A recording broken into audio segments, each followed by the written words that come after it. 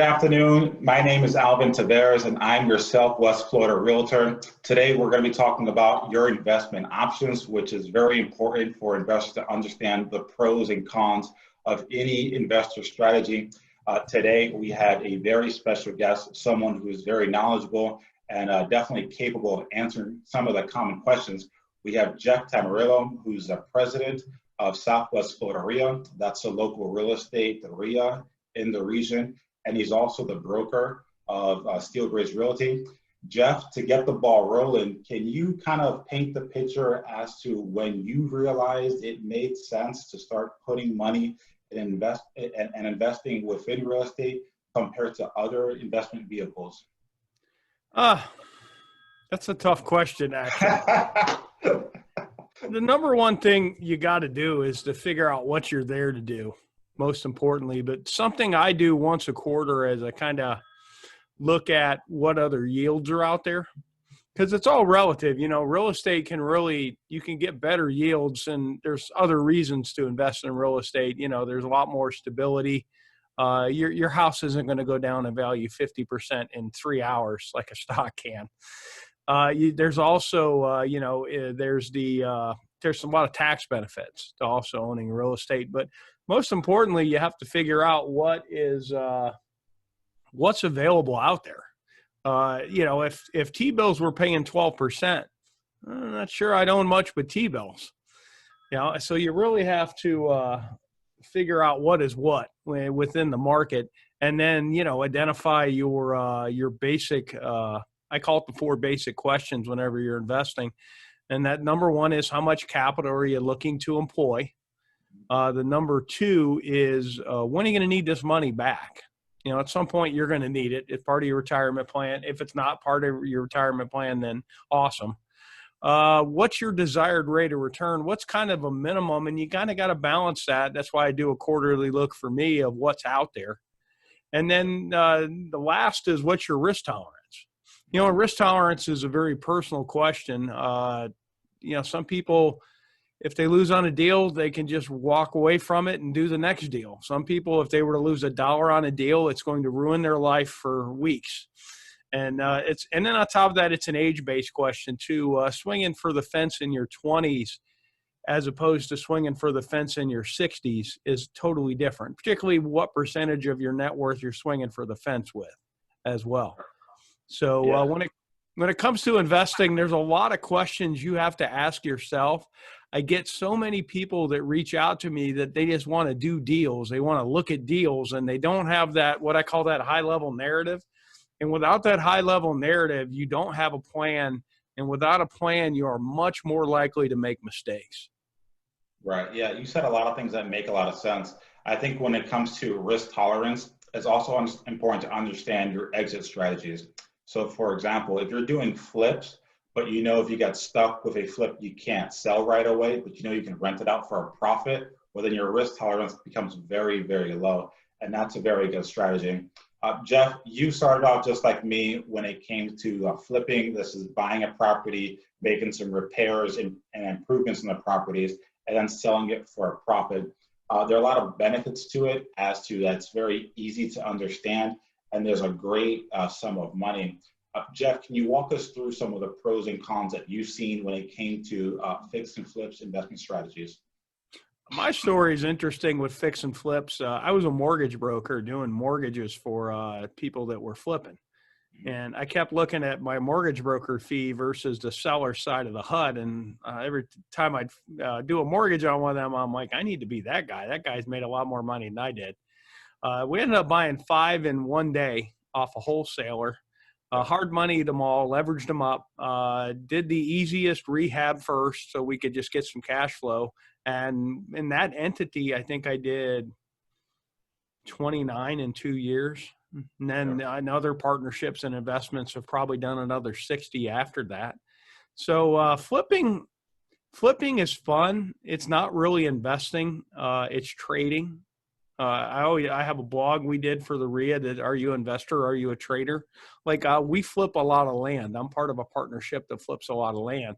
Right. And we aren't really investing in land. We're acquiring land and then we resell it to builders, developers, mainly builders, developers. That's it. Yeah. So, you know, and there's a clear difference there of, are you investing or are you trading? Now, on the flipping side, there's a lot you need to understand. Particularly, you need to have a detailed talk with your CPA, how you're going to structure it, what entity you're going to structure it in. There's some times that short-term capital gains can eat up most of your profit. So you really need to be cognizant. Again, it's that high-level stuff that you need to examine, which everybody just wants to go do deals. Right. And eventually, the best way I know, you know, I founded and I directed the Real Estate Investment Association here in Southwest Florida. And so I talk to people constantly that are new. And eventually, I always tell them, you got to do one. You know, at some point, you just got to do something. You got to do one, because it's really easy to get into analysis paralysis. And then you get on YouTube, and YouTube's this big, wonderful thing of content that most of it isn't accurate. Most of it is, or it was accurate for one little minor deal, but, you know, big picture, probably not valuable information. But with flipping, the number one thing for a flip is, what is it worth? Okay. It is so easy to, if you buy a flip thinking it's worth 300 and it's really only worth 265, your margin's gone. Right. So, and wholesalers tend to be some of the most wonderful optimists on the planet. So the best way I know to put it, they're just really optimistic, and I never use the comps, particularly if you're buying from a wholesaler or a realtor. You should run your own comps. You should do your own due diligence. It's nice to particularly run that. And if you're working with somebody who comes up with the same number as you, then that's what I call margin of safety. And you should be working with somebody who would come up with the same number as you. And that's part of finding a good investment real estate agent to find you deals, is you really need to have a cup of coffee and sit down and really make sure you're kind of on the same page. But flipping can be tough. The number one thing is, what is the exit value? Because everybody can acquire a flip. It's the second closing that really matters. So the second closing defines whether it was a flip or a flop. And then the next biggest thing is rehab costs. And then, you know, your math. I always put a minimum of a 10% fudge factor off the top before I start doing math. And then, you know, you can get and there's some great inspectors out there who catch almost everything. But when you tear the wall out is when you find out what's really behind the wall. So all the inspections in the world are going to give you a margin of safety, but they're never going to give you certainty, would be the best way to do it. Right. So you need to be cognizant of rehabs, and particularly the contractors. If you're not cognizant of what's behind the wall, they kind of know they can take advantage of you a little bit. The next thing you know, the flux capacitor is bad on your hot water heater. So, you know, and I can tell you, when we bought those first 5, I barely knew the difference between a flat tip and a Phillips head screwdriver. So, right. I mean, grew up in the restaurant business, and then I joined the Marine Corps. So, you know, while I was a carpenter, when I got out of the Marine Corps, I knew that side of construction. The mechanical side of construction, I really didn't know anything about, because when I got out of the Marine Corps, we were form carpenters. So we put up concrete forms and built tall buildings, but to know what it actually was to repipe the house, I really had never done it. I mean, I could kind of visualize it, but you really need to get cognizant on that. If you're going to be a flipper, I would go take all those free classes at Home Depot and Lowe's. Every Saturday, they'll give you little cool aprons to wear, and they have coffee and donuts, and, you know, it's free breakfast. And you can go there and learn how to lay tile, and you can go there and learn how to hang a ceiling fan, and you can go there and learn how to install, you know, hot water heaters, stuff like that. So, and YouTube is great for that. There are some YouTube channels. The how-to channels are amazing. If you're meeting a drywall guy, if you don't know anything about drywall, 100%, I'd get on YouTube and watch a couple videos, so you at least know roughly what you're about to hire, because the contractors know, and they know if you're not cognizant on what they're hiring you, you can be taken advantage of. And the rehab costs are the second biggest variable, aside from the end value. Right. Yeah. You mentioned a lot of good points, and I realize my grass is being cut, so we'll power through the grass cutting. Hopefully the noise isn't too bad. I can't hear it at all. Oh, perfect. And you mentioned a couple of good things. One is that it's not really an investment, it's a job. or it's a business. It's one or a hobby, one of the three, right? But it's not passive. You're not hands-on, and you can't throw the keys to a contractor and expect them to be on time, on budget, or even do a good job. Right? Can I So share something with you? I had a pretty hands-off flipping for a bit because I made my contractor my partner. yeah, So I would acquire it, I would carry it, I would buy the first big load of materials. We actually had a box truck, and him and yeah, I would go to Home Depot, and we would actually load the box truck in reverse in the order he needed it. Now, once we got the initial batch of materials there, I'm like, don't call me if you need a screw. So, go get it yourself. But I actually made the contractor my joint venture partner. And it was it was the best flips I ever did, because I did what I did, which was acquire them, fund them, set them up. He did what he did, which was fix them up and make them beautiful. And then we sold them. My wife's a real estate agent, and we did really well for a bit until, the market changed, and, we just had to pull back from that business model. right. Yeah, and you brought up two good points right there. One is the importance of selling, right? And not only knowing your price. Typically, if I find 10 comps, I'm looking at that third highest price one, right? I'm ignoring the first two, and I'm saying, hey, what does that third one have? What kind of kitchen do they have?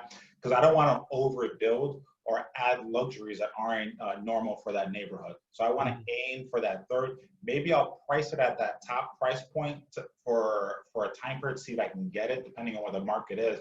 But I'm really aiming for that third. The second thing that you mentioned is that you don't have to do it all yourself. If you bring, there's really three components needed. It's money, it's work ethic, and someone to sell it. If you can bring in one of those three things or a component of those three things, if you can find a deal, people will come. If you just find a deal, help will arrive. I can assure you that. Or if you can just swing a hammer and you can find a local investor and you can say, hey, I want to go in, I'll cover all the labor costs. There are a number of things and ways that you can help be part of a deal and learn and make make some money on the side, that you don't have to take on the full responsibility of yourself. And it does solve the problem that you mentioned of analysis paralysis, where instead of saying, hey, I have to figure everything out and study everything on YouTube, is you just have to master a part of it and rely on partners that can cover the other aspects of it. And then you just grow as you go from there. And maybe the third one you do on your own, but the first one doesn't have to be 100%. Something to also for flips is the best way I know to maximize profit is to don't pay skilled labor to do unskilled work, because they're charging you roughly the same hourly rate to rip out bad drywall as they are to install drywall. So I always went in and did my own demo. It's fun too. You take a sledgehammer and beat a house up. It's probably the best part. It's fun. Beating up tile, maybe not so. I chipped up 1,000 square feet of tile to save $4,000. And I would probably write that check next time. It was 4 days of back-breaking work with a chipping hammer. And while I did save a lot of money, I'm not sure it was the highest and best use of 4 days of my life, because then I had 2 days of Tiger Balm and Motrin after to recover from that. I did save $4,000 though. But, paying unskilled labor, I always, I bought a painter, and I always liked to paint. So I would go in and paint. There's always a couple things you can find, even if it's just landscaping, landscaping, the demo, painting isn't really that difficult. Especially rolling the inside of a house a couple days. It's a couple days on the weekend at that. So, but find ways to, especially this is a tight market, all the flippers in the REIT I'm watching, their flips aren't quite as upscale. They're just because, margins are getting squeezed because there's so little inventory. It's really hard to go out there and acquire that smoking deal. So you really, a way to maximize your profit is pay skilled people to do skilled work. It's just one tip I learned over the years. Yeah, and inventory is so low right now that if you have a place that really appears to be very low maintenance, it's clean, has what you would expect from a nice move-in ready home, somebody will buy it 100%. And then what's also great about flipping is also the same thing that could be possible with long-term rentals, is that you can see the property, you can be very hands-on. And that's one of the things that I like about real estate investment compared to buying stocks or bonds or anything else, is that I have control over this entity. I can find ways to increase the value. I can find ways to increase the rent. And my personal favorite strategy for wealth building, as I think about long-term generational wealth, is long-term rentals, which is where I'm fixated on right now. I'm actually hoping to start acquiring quadplexes and duplexes, and I'm really mapping out that strategy to do so now. Jeff, I know you own a couple of rentals yourself. How does that transition happen between fix and flips to long-term rentals? Is it automatic for some? Was it automatic for you, or was it just a logical next step? Well, at this point right now, I don't have any rental properties. I do own some notes, which is the most wonderful thing ever, is to own a note. They own the house, they owe you the money, and you get paid and they pay the taxes. It's actually a pretty amazing thing. But I had a bunch of rentals. It's a natural transition, flipper to landlord. My joke: a lot of bad flips end up a pivot into a long-term hold. You know, same thing with stock traders. You know, I bought this stock now. I thought it was really going to go up, but you know, I'm in it for the long run now, which usually means it didn't pan out. But, you know, and then that happens, and sometimes you just pivot into a long-term hold. But it's a very specific reason for you that you're going to do it. You really need to involve your tax guy. You really need to involve, you know, what percentage of what of your money's going where. There is a lot of investors that are buying brand new, never lived in homes and renting them. I mean, BlackRock is doing it. Obviously, when you've got BlackRock, you've got a lot of large REITs that are doing the build to rent. Obviously, there's something there, you know. Yeah. As far as a landlord, you can usually do one. A lot of times, the starter house that you bought as a couple, well, then you trade up and you have a couple kids and you need a bigger house. And if you can pull off the first sale without, you know, needing the equity of the other one, well, then you got a rental. You know, I'm seeing, they call it house hacking now. I'm seeing a lot of the younger generation are buying a duplex through a fourplex, and they're living in one side and renting the rest out. And that's brilliant. That's what their great grandparents did. You know, that's how it was done back in the day. Whenever I'm looking at an investment model, I try and find some old rich people that did it. You know, not, you know, this is the newfangled thing that everybody's talking about. I want to find somebody that's older, that's wealthy. Yeah. Yeah, that did it before. Prior performance. Prior performance is everything. And that house hacking thing, while they put a new term on it for today's world, that's a very old term that works. So yeah, and house hacking there's a lot of benefits. One, you get a residential loan in your name, so you don't get an investor loan, right? So you could buy a property 1 to 4 units, and it's your residence. That's where you live. And when you move out, that loan stays intact. Particularly if you're currently renting right now, one of the things that I always tell people to look for is figure out what your largest expense is. And most often it's your apartment, it's your cost of living.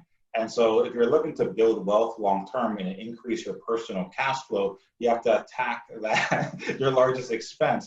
And so house hacking is a great way, although you're not probably going to be making a profit while you're living in it, your cost of living will be so much less compared to what you were doing before. Not only that, but you're also building so much equity. And then when you do decide to move out, now you have 2 or 4 units you can rent out that can be with you for the rest of your life. So house hacking to me is absolutely ingenious. Jeff, I'm a bit surprised you didn't mention me when you talked about build to rent. As you know, we're doing a lot of build to rent, and some of the benefits of build to rent as far as long-term investments has a lot of very obvious. So typically what we'll find is we'll have someone who lives in a house and they'll say, well, I want to sell, right? Or I want to rent it out. And they look at their mortgage cost and they figure out the rental value and they figure out, well, that's a $200 rent. What they don't often realize is the maintenance cost associated with that, the turnover cost associated with that, the management fees, the taxes, the depreciation of the home, future repairs, operational expenses. And so you get to a point where oftentimes it could make more sense to sell. One of the benefits of build to rent is that you have a brand new construction, right? There are no costs due. You also have a warranty that comes with the property. So your maintenance, typically a roof will last 15 to 20 years. In this case, you're going to get that full long-term benefit of it. You're also going to get the highest amount of rent available because as a tenant, you would always choose a new construction home that you're the first person to live in it versus someone who maybe has a damaged cabinet or has some long-term issues. So there's so many benefits. And the third part is that if you look at buying a resale property, unless you're buying it extremely low under value and you're fixing it up to make it like new, the costs are very comparable. But for me, when I think about my own investment strategies, long-term rentals is the biggest way to think about like my current income and how do I supplement it with a more passive income and someone else is paying the mortgage, so your wealth really grows pretty fast. Best way I know to put it, Alvin, I know a lot of wealthy old landlords. I don't know as many wealthy old flippers. Because generally on flips, you'll have, 10 that go perfect and then one that goes so bad that it eats up the profit on about 3 of them. And it's really tempting to just sell a house. So I had a property where I could sell it and make $50,000. And it's hard when you buy a property, you put cash up front, and you fix a property up. And it's hard to think of that money as that money now going to work for you, right? Yeah. And that the game plan is long-term and it's working for you. It's a lot of money came out of your pocket, but if you look to replace it right away, that once-in-a-lifetime deal, you just took all the benefit out of it, as opposed to holding on to it long-term. Is now that's a property you can pass on to your kids, your grandkids, and you build wealth throughout the entire time. And you really, all that effort it took for you to find that property, you can now continue to benefit from it. One of the ways that some investors try to get higher profit margins through rentals is by going the vacation rental or short-term rental route. Jeff, living in a very vacation-heavy area like Southwest Florida, what has been your experience of working with investors who are looking to either transition their long-term rentals to short-term rentals, or investors who are buying properties specifically for vacation rentals? Well, if you're doing short-term rentals, it's very much needs to be location-based. The property needs some sort of a theme. If you've got a really nice home on the water, you're going to need to go buy nautical stuff to put in it. If you're near the beach, same thing, kind of a beachy motif would be the way to put it. Short-term rentals are not very passive unless you hire a lot of people, and then that becomes very expensive. So you really need to get an amazing buy. And then short-term rentals as well, it's a multi-year investment due to, your first year, you put it out there. Hopefully, it's full when it's supposed to be full. And then you start building a book of business would be how I would put it, because you're essentially running a hotel. And then by years 3 through whatever, you've got the same couple coming from Germany in July for 2 weeks, and this couple comes here, and before you know it, it's a really profitable investment. It's also a great investment if you plan on, say, you're in Ohio, and you want to just come to Florida every now and again. You can put a short-term rental out there, and then you can use it when when it's not rented, and then you're going to be amazed at all the friends and family who care so much about you now when they know you've got an empty short-term rental in Florida. You'll be popular. Everybody will, be nice to you at Thanksgiving. So it's a great investment. I know this was the year with the pandemic where Airbnb came back down to earth. Airbnb was just gold with diamond flakes all over it, and a lot of money was made with Airbnb rentals. This kind of showed that, there can be some problems with Airbnb rentals. Yeah. The biggest, scariest thing with Airbnb to me is government regulation. Yes. Yep. All it takes is a city to say no, and it's done. It's no. So, right. and so if you're buying for short-term rentals, the first thing I would do is when you join the REIA, you get an email. It's you have an APOD. in it. We have a couple downloadable spreadsheets when new members join for flipping and for holding properties. The APOD's the annual property operating data. Now, first thing you want to do is make sure that short-term rental will cash flow somewhat. So if there's a regulatory change or you've got enough equity to trade out, if there's a regulatory change and you can't do that anymore, that you're not upside down and writing a check to own it. So that's the first and foremost, is you make sure you've got a pivot before you buy it, and don't buy it if there's not a pivot. So just something to keep in mind. But short-term rentals, you need an amazing cleaning lady who's very dependable, or cleaning person, I guess I should say, in today's world. But the cleaning is one of the biggest things. If you look at online reviews, dirty units cause the most friction. And then you need maintenance people that are capable of getting there quickly. And you're going to pay for service calls where they flip the breaker. It's just accept it. It's going to happen. So they're going to, people from a different area of the world are going to plug in 40 things in the one outlet where maybe they can do that where they're at, and it blows a breaker and they don't know what to do, because I promise you, if you were in a condo in Germany, not a whole lot of it would look the same. So you just really need to understand that, you need maintenance people that are available, and then you're going to have some stuff that would be a little frustrating, and it's not as easy with short-term tenants walking them through an issue like a long-term tenant. Mike Lyons, who, one of the other principals of the Southwest Florida REIA, he has a series of YouTube videos. Like if they don't have water, his water guy made videos of, here's the 2 things you could do to probably get yourself water right now, instead of you waiting for me to get out there on a service call. And it's kind of hard to do that with short-term rentals. They expect a much higher level of service. So you're really getting in the business of vacation rentals, and that needs to be the mindset. And it's a bit of a haul, but there are some very wealthy people that do well with it. And, when times are good, their times are amazing, but they still break even. It's still a cheap vacation. Your whole family can go rent a condo in Myrtle Beach for a lot cheaper than what it would be to fly to Hawaii if the economy is bad. Yeah. So, you really, and that's another thing too. You don't want to have it, in my opinion, so extravagant that in a recession, nobody can afford it. Yeah. Yeah. You mentioned a couple of things that stuck out to me. One of the things is that if you're going to buy the house anyway, and you're looking for additional ways to pay for the property or supplemental income, vacation rental is a no-brainer. That makes sense almost every day of the week. but if you're looking to do this as a business you're starting, there are a couple of things you got to focus on. One is the operational expense will be higher. You will have a cleaning person in there, not every time. Well, you would have someone in there every time someone leaves, which can be 3 or 4 times a week. The other thing is that your vacancy rate will be much higher. So you're trying to make up all those deficiencies by a higher rental rate.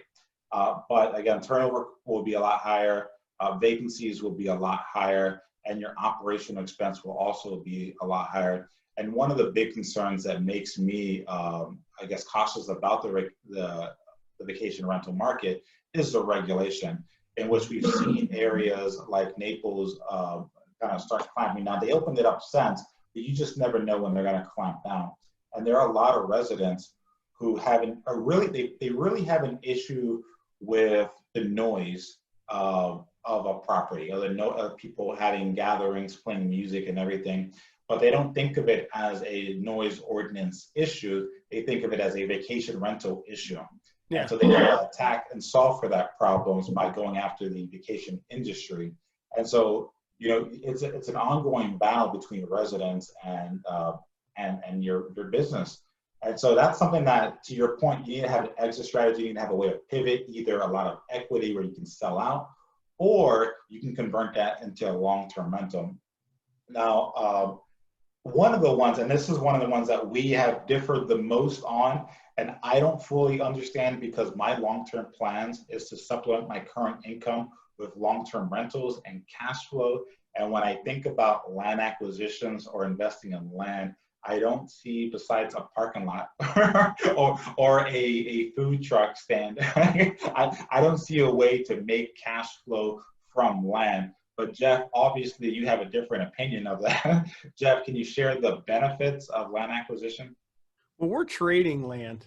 We're not really investing in it for the most part. We're getting ready to. We've got 3 different contracts in the Cape right now that I think we're going to spec a house on one. That's still a trade though. We're not going to live in it, and we're not going to rent it. But when you're looking at land, there's 2 reasons to acquire land. It's either to speculate that someone else is going to want to pay you more for it, or you're going to use it. Some sort of, whether it's build a house today or build your shop for your business in 20 years. So it's really important that those are the 2 primary reasons to invest in land. And there's a lot of, you can make cash flow on land. I mean, there's billboards or cell towers. There is one of my former business partners, the guy we started Steelbridge Realty with. He owns a couple really good commercial corners, and he does really well with the fireworks guys. He does really well with the Christmas tree guys. No, he put a power pole on it. He's got a temporary saw pole on it so they can have power. And not only do they pay him rent, they give him a piece, and he gets a Christmas tree. So it's not, yeah, it works. I mean, it works for him. But there are ways to make money with land, fruit stands, food trucks. You can get creative with land, but, primarily it's either to use it or to speculate that someone else is going to use it. We do really well acquiring land for builders and developers, but we're trading. We're not really investing in it. I've got some stuff. I own a lot in Alabama that I bought off eBay just so I could say I was a multi-state investor. Yeah. It's a terrible lot. I've driven by it. The taxes are like $9 a year. I don't know why I keep it, but I keep it. Someday it may be worth something, probably not. I bought it in like 2007, I think. Yeah. But I think I bought it for $150 off of eBay. Just a late night, couple glasses of wine. That sounds like a great idea. Let me buy this land in Alabama. Well, sometimes you find a speck of land that's so cheap, you figure, why not? If I break even or at some point I forget about this, that I even own this speck of land, at the price that you can find it for, it often just makes sense to buy it sometimes. Not many people know this, but actually the appreciation of land goes up much faster than appreciation of most properties, which is actually really good. So I think if you're thinking about long-term or legacy, or even focus on the tax benefits, land acquisition can make a lot of sense. And if you let me throw something to you. Land is great if you understand market timing, and the bottom of a cyclical bear market is an amazing time to acquire land because you don't really have to do much. And as long as you believe it'll come back. Yeah. Like we acquired some Lehigh lots for very cheap back in the day. So, and now they're at the point, I only have a couple left in that trust. But it's, when you need money, you sell them. The acquiring lots for 12 to 1,500, the same lots are $5 to $6,000 now. And the beauty is, if it's a trade like that, it's a longer flip, but it's really still a flip because I never intended to build on them. We're looking at, you don't have to, the recapture for depreciation. See your depreciation in rental property and you sell it, well, you've got to recapture it. Or when the depreciation runs out, then you got a 1031 if you want to keep doing that. Right. But you land, especially in a cyclical, what I call the bottom of a cyclical bear market, Lehigh lots in $9,000, $10,000, $1,500 all day. Yeah. Same lots we're selling lots in Lehigh Acres right now. We're a certain small submarket. We're getting $14,000 retail for a Lehigh lot. It's kind of wow. So, and those lots were $2,000 back. I wish I'd ate ramen from 2004 to 2006 and bought 50 of them. So I bought what I could, but I should have been able to buy more. Right, and there's some obvious ways to look at which piece of land makes the most sense. I think one of the things that for me that I look at is looking at the future development of the area and just looking at where the population growth is. So you look at areas like Lehigh, like Cape Coral, like Port Charlotte, like Northport. Those areas are going to be filled in, and all of the redevelopment plans that are available from the city or from the county or the state shows expanding highways for more people. so it's no doubt that that when you look and do your research, you're looking for population growth, and it should just be an obvious sign that at some point this plot of land, either it's special or just that it's so much population moving into that area is going to cause that value to go up. Well, something too for land, number one, is there power? Do you have the ability to tap a water, or can you dig a well?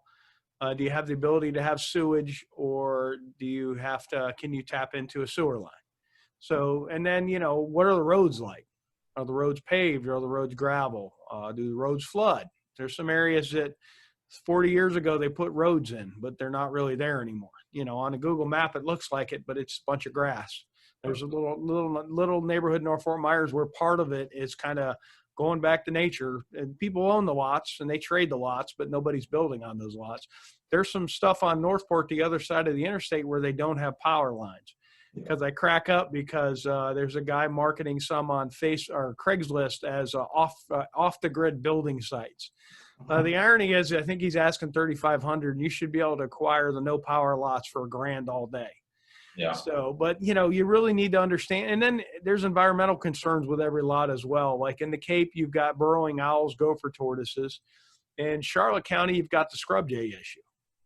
So Northport, you can have scrub jays too. So, and big thing that until you go to build on it, you don't realize it is elevation and the elevation of the lot, because fill dirt's expensive, and then vegetation. If you have a lot of big trees on it, that's expensive to knock those down. We had a lot recently that we sold that we ended up netting $500 less, just because I know it was going to cost. A typical lot was $1,500 to clear for building. This lot was going to be $4,500 because of the amount of big trees on it, which you think they're beautiful, but when you're building a duplex, it's you don't want it, so they're going to take it down. So you really need to understand, and then every lot will have some sort of weird environmental, whether it's an owl or a scrub jay or something, or a gopher tortoise. Yeah. And they have something completely different in Ottumwa, Iowa, I promise you, some boll weevil or something that you can't. So you really, that's why buying land is a very local decision, and you really need some boots on the ground to get it. Right. And the other thing to look at is look at the local zoning of the area, not just the current, but the future zoning of an area. So if you're going to buy a single family lot and it's facing what's going to be a commercial lot, right? You want to know that ahead of time, because you don't want to be the one stuck with the house behind a car wash, right? Also, like, there's some areas that you can't put a well and septic in on a commercial property.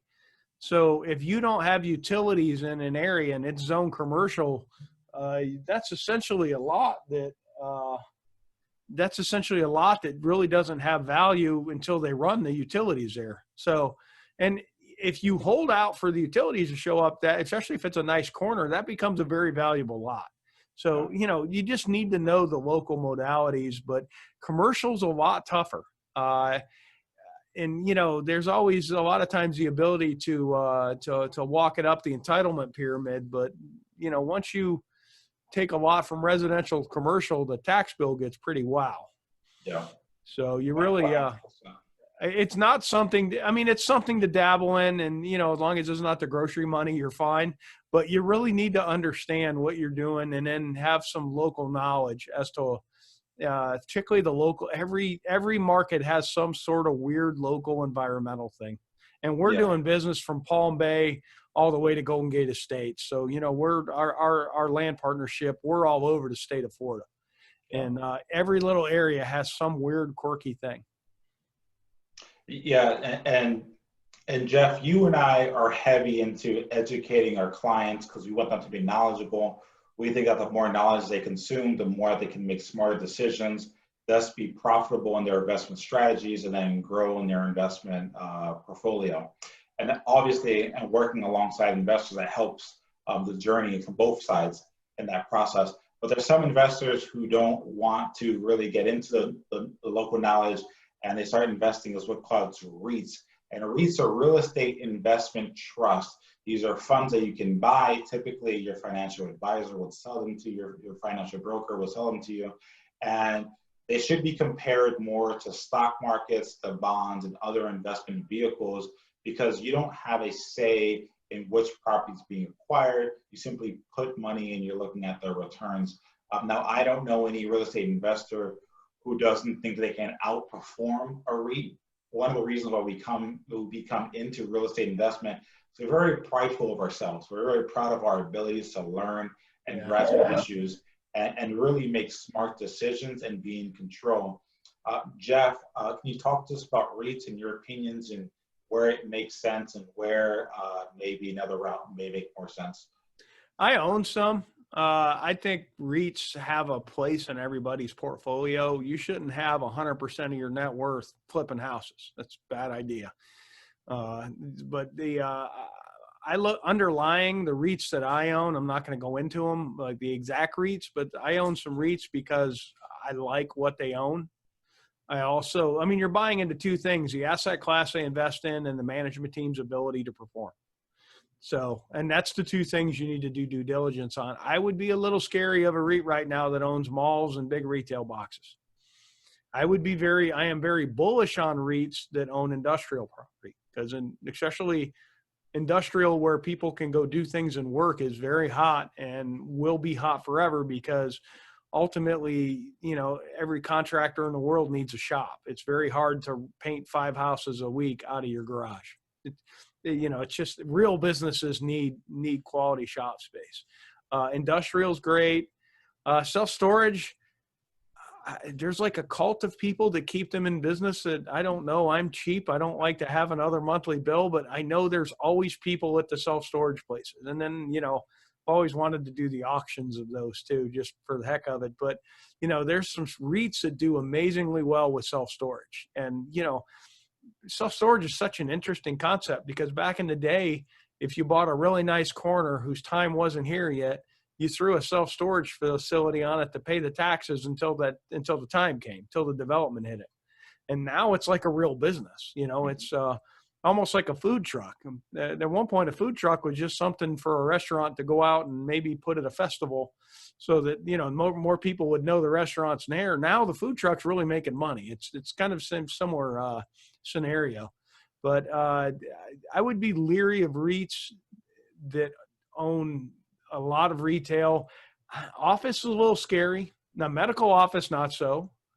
But just pure office is a little scary going forward, because, we're on Zoom right now. I mean, people have learned to work from home. It's kind of a beautiful thing to be able to, if you're disciplined working from home, you should get more work done, because you don't have to drive to work. It's a little less time, and for me, my problem with working from home is I'm in the fridge every 10 minutes seeing if the leftovers have changed since I looked at them last. But, it's Zoom and a lot of the telecommuting are going to change a lot of parts of commercial real estate. There is a lot of office space in New York City that I would be a little bearish on right now, because so many people are leaving the city. They don't, if they're only coming to the city 1 or 2 days a week for a stand-up meeting, they can live farther out in the suburbs.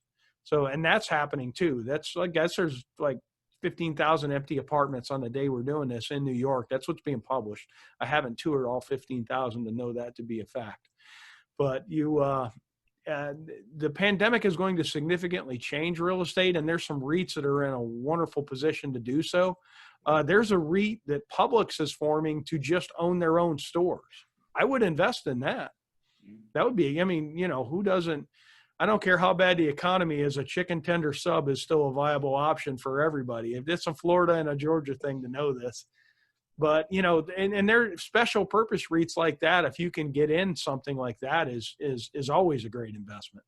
I want to touch upon one thing you mentioned, which was the Publix chicken tender sub.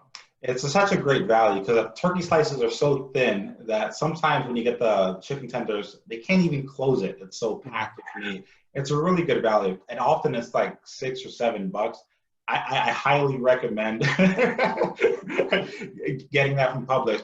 But you mentioned a couple of things that I want to kind of isolate and talk about. One of them is really doing research as to the different variations of REITs, because one of the things about REITs is that if you give them money, they have to deploy it. They have to spend it. They have to keep putting money somewhere. And so if they're looking at really commercial office space and you keep sending them money, they have to keep deploying that money. So a lot of times, so you'll see, you'll read newspaper or different outlets, you'll hear about really, really bad investment deals, and you'll figure out who was the one who bought it. Sometimes it's a REIT, and they'll pay for a residential apartment building $200,000 per unit, and the logic behind that doesn't make any sense at all. But again, if you keep giving them money, they have to deploy it. They can't. If you're managing these funds, you can't decide that you're going to hold on to this cash and wait for for a better time to deploy the money. You have to deploy it right away. So Jeff, before we end today's call, can you walk us through kind of what you're seeing in the market? What are some of the obvious opportunities out there, and kind of what are some of the things that people are looking for down the road? Well, if you acquired property when it was really cheap, it's probably not a bad time with 3.2 months inventory to think about selling some of it. The market it's insanely hot. But the neat thing is the cash percentage is still 30%.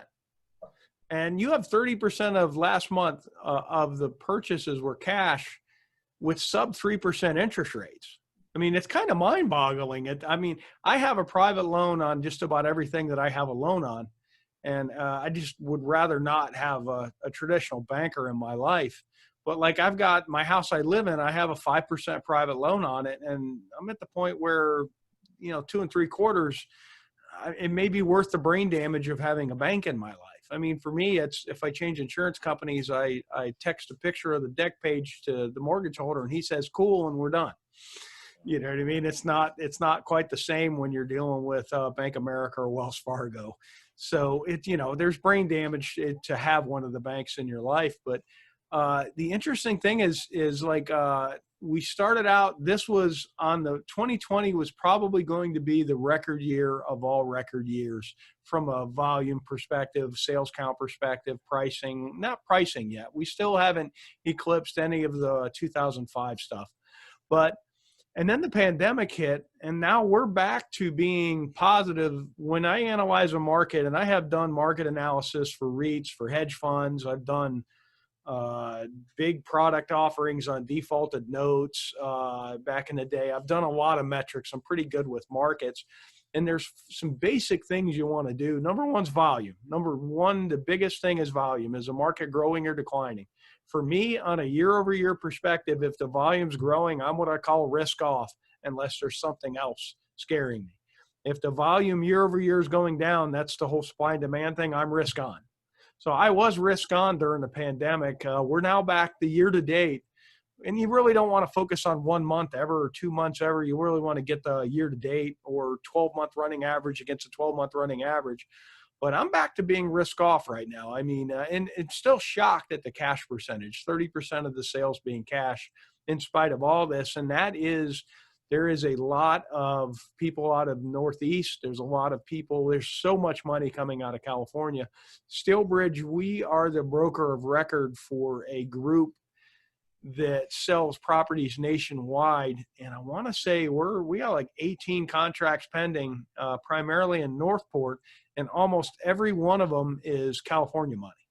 Yep. So, I mean, California's a little scary right now. I would not want to be the guy who pitched the REIT to buy that 4-cap multifamily in San Francisco when you can't collect back rent now. So, right. There's a lot of scary things going on in some areas of the country. And we are what I call the catcher's mitt. I mean, us, Texas, pretty much the Gulf Coast is just, for some reason, we're the catcher's mitt. When bad times, they come here. And I'm seeing, give an example, a retail client with Steelbridge. They passed all the gun laws in New York. And we get a call from a guy that wanted to buy a house, and he bought a house on Waterway Estates in North Fort Myers. And I asked him, well, are you hiring a moving company? He goes, well, for almost everything out of moving company, but come to find out, when he got here, this guy's hobby is he built custom AR-15s. And then they made everything he owned illegal. And he goes, I haven't left the house with a gun since they passed that law.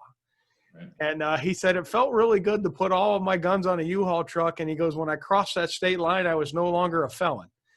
And he's here in town and building AR-15s, and he's a pretty wealthy guy. He's a retired guy.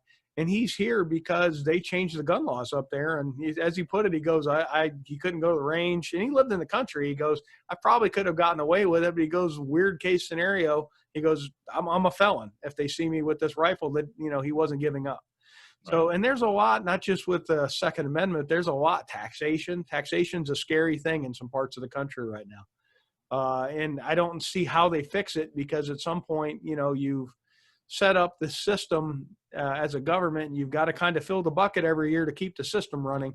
So I don't see how they'll fix some of the tax situations in this country. But like us, Texas, Mississippi, Louisiana, Arizona, we're the beneficiaries of some just bad choices.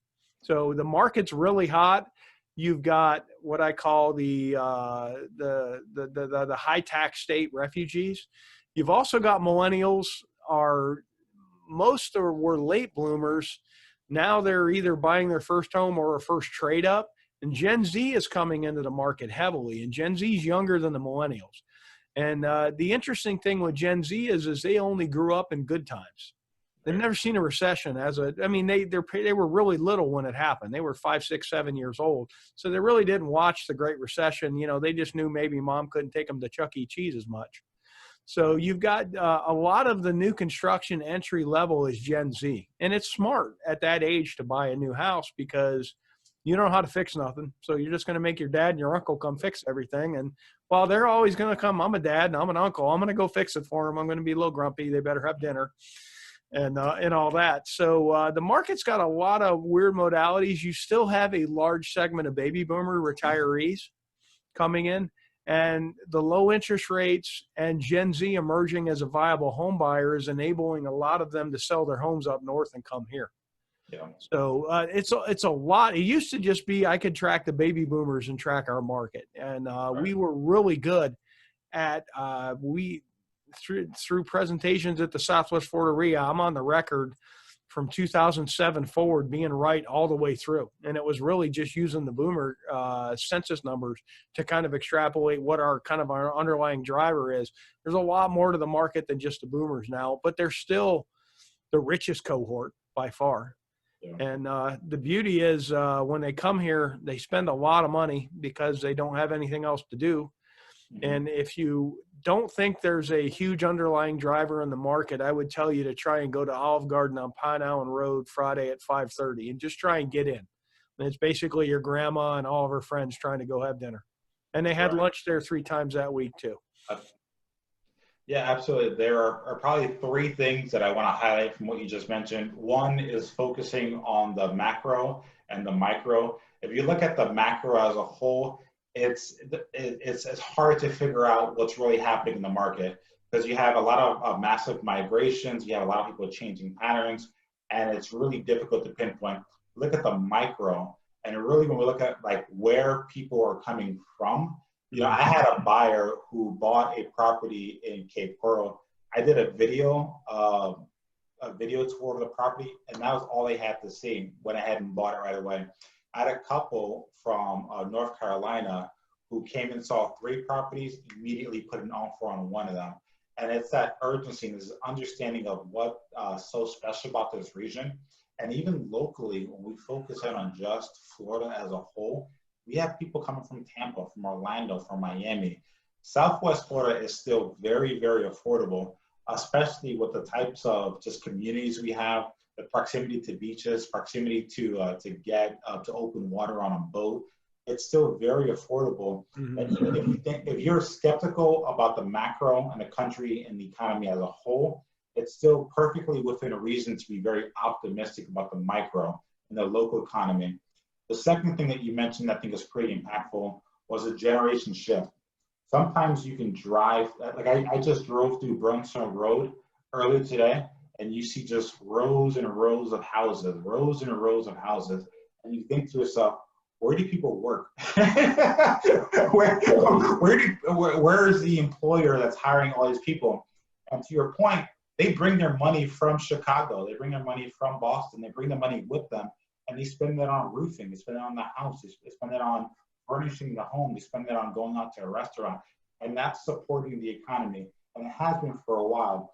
But we're starting to see a shift now where companies, I know what's happening with Hertz, but if you go through their decision-making process, is that Hertz was once in a very expensive, highly taxed, highly regulated part of the country. And they thought, when they looked at their senior executives, they looked at where could they move their senior executives to? And the obvious choice was Southwest Florida, because they were looking to retire anyway. So if you're thinking about where organizations will move to down the road and large companies, it's going to be regions like this where people are naturally inclined to want to move to. And so when you think about the low income, the death tax, that we don't have one, just the affordability and just the year-round sunshine, I'm not surprised at all of how well our market is doing. So I'm very optimistic being in real estate in the region. I would definitely recommend buying and holding unless you have to sell, and which now is a great time to sell if you have to. But overall, I'm very optimistic of the future. And as long as you understand what's going on, I think that that investing in real estate is a very logical choice, and it's a very exciting and fun choice. Jeff, do you have a final word as far as advice, maybe for someone who's looking to start to join real estate? Well, at some point, you just got to do one. And at some point, you know, you really have to sit down and define, what am I here to do? The most important question on any journey. It's hard to go on vacation if you don't know where you're going to go on vacation. You really have to know where the end result is, and define the end result, plan everything in between, and you will succeed. I mean, there's going to be bumps in the road, and there's market shifts, and there's all kinds of things that happen. But if you have a top level plan, if you know what you're there to do and can cognizantly answer the 4 questions that we talked about earlier, you have what I call a margin of safety. You have a much higher chance of success. And if you do this right, not only do you do better, you should be able to help your children and your grandchildren. And, you know, it's a generational thing. What wealth can transfer, not as much to wealth, but the knowledge of how to gain wealth is so much more important than money, because you can spend money, but if you can make money, it doesn't matter. Yeah. And the knowledge part is key. You can spend 80 grand going to college or 13 grand buying your first property. I'm not saying not to go to college, but what I'm saying is the knowledge you have can be more impactful when it's hands-on, when it's personal, when you feel that stress, when you build that muscle memory, can be really important to your long-term wealth building plan that you have. Jeff, I do want to thank you for your time. It is Memorial Day weekend. You've been super generous. I'll let you jump back in that pool shortly. Guys, if you want to get more information about how to work with Jeff or myself, please feel free to click on the links on the bottom, and we'll be happy to respond and answer on the questions you have. Jeff, thanks again. Guys, thanks for logging in.